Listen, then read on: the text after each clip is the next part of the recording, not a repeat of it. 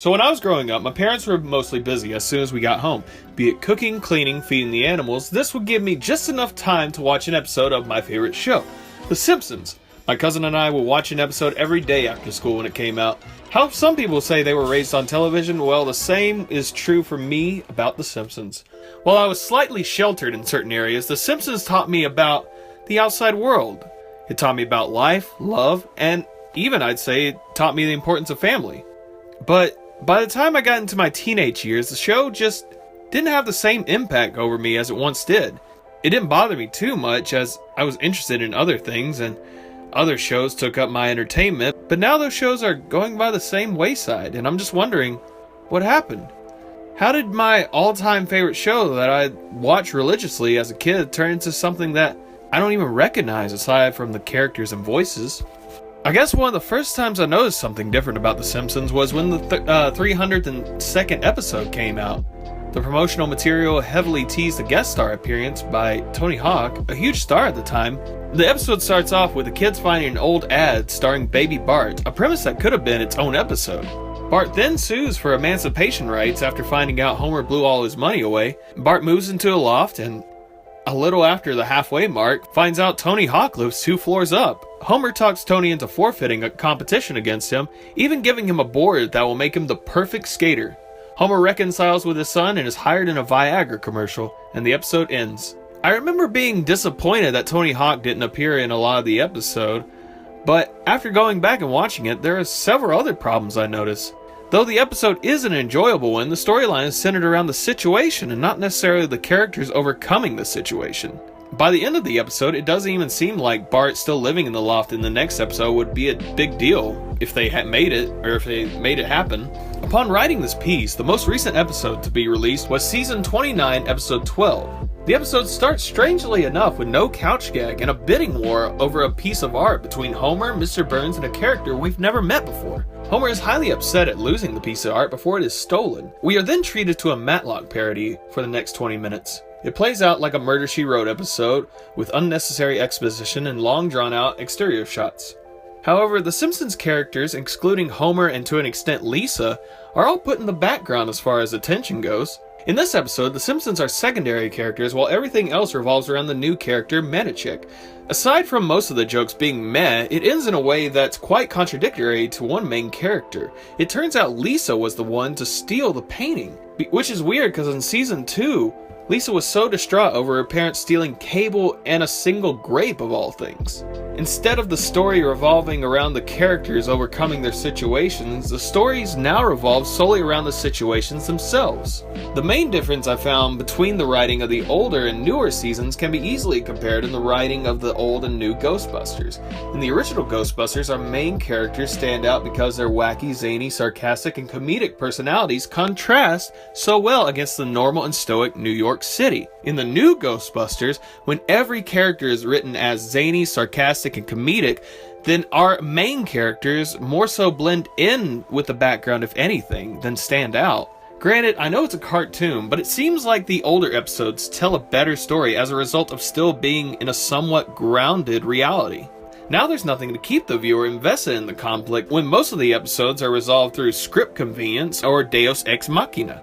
Understandably, The Simpsons is an animated show, but what sets it apart from being a full-blown cartoon in the sense of Bugs Bunny is the storytelling, and most of the earlier stories felt like they could happen to you, or your uncle, or your grandpa, or even your aunt. So the humor never really had to rely on the outlandish or over-the-top, but was added to further the comedic effect. You'll be hard-pressed now to find a newer episode that doesn't feature something overtly cartoony in the first 60 seconds, let alone actually adds to the story.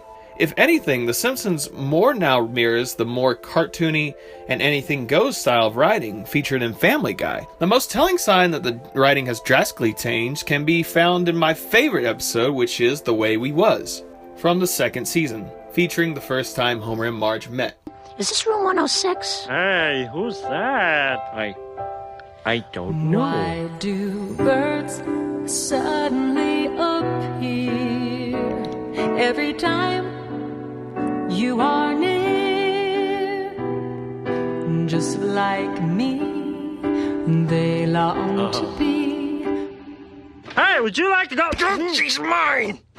Despite his stupidity and poor decisions when trying to woo Marge, by the end, she's able to see his sweet, lovable, and extremely deeply caring nature. Throughout the show, we always see Marge stand by her husband, no matter what dumb hairball scheme he gets himself into. She will voice her disapproval and be visibly annoyed. However, it's obvious she still loves and cares for her husband immensely. However, that extreme devotion throughout the series has now been replaced with repressed resentment.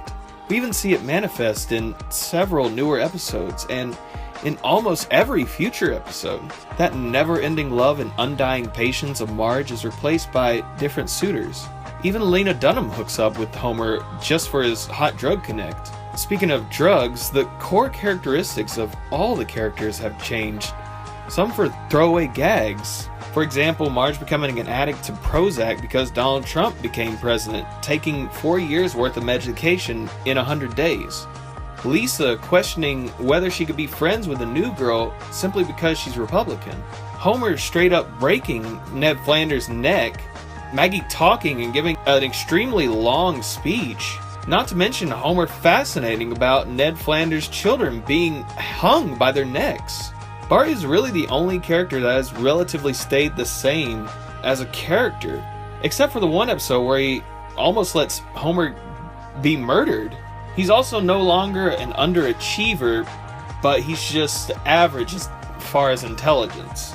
I'm not really a fan of that kind of direction with Bart, because in the earlier episodes, Bart was always kind of just as smart as Lisa, he just didn't try. Now that is to say, not all the changes of the characters have been bad. One of the most intriguing that was once left as a one-note stereotype character was that of Nelson Muntz. The writers have actually helped craft Nelson from just a bully to an actually deep character, who not only has a very tragic backstory, but also is one whose intelligence and creativity sometimes rivals that of Lisa and Martin. In the future episodes, one of the most fascinating concepts is Lisa contemplating on whether she should have stayed with Nelson rather than Milhouse. Not only that, but longtime single woman Mrs. Krabappel actually ends up marrying Ned Flanders, who's forced to accept and come to terms with Edna's many past intimate relationships.